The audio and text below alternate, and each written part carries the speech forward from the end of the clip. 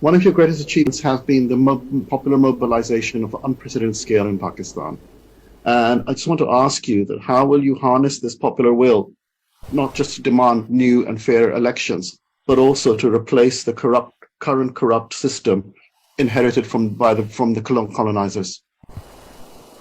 You see, the problem most of the developing world, or what you call the ex-colonies, all of us, the problems we faced are the same.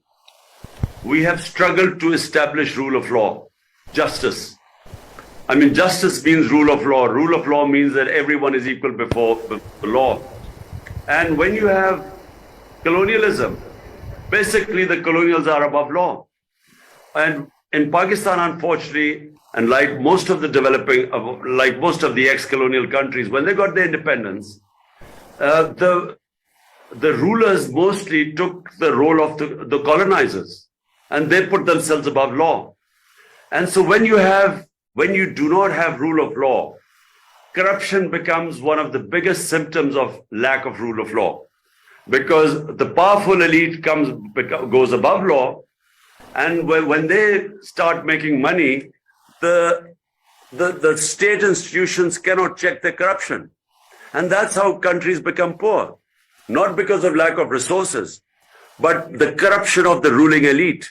That bankrupts countries. And that's the case with almost the entire developing world. It's certainly the case with Pakistan.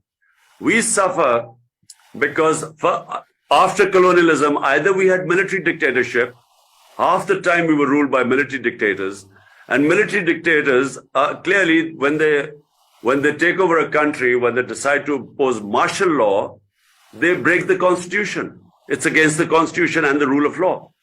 But unfortunately, when we've had civilian governments, so-called democratic governments, they also have put themselves above law, and which is why they have been able to make so much money through corruption and take the money abroad. And it's the same story in almost all the developing world.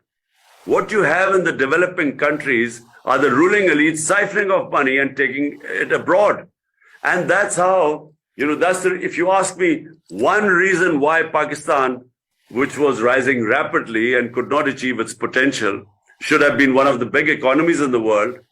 One reason is that we just did not have justice in our country. We had the ruling elite put itself above law.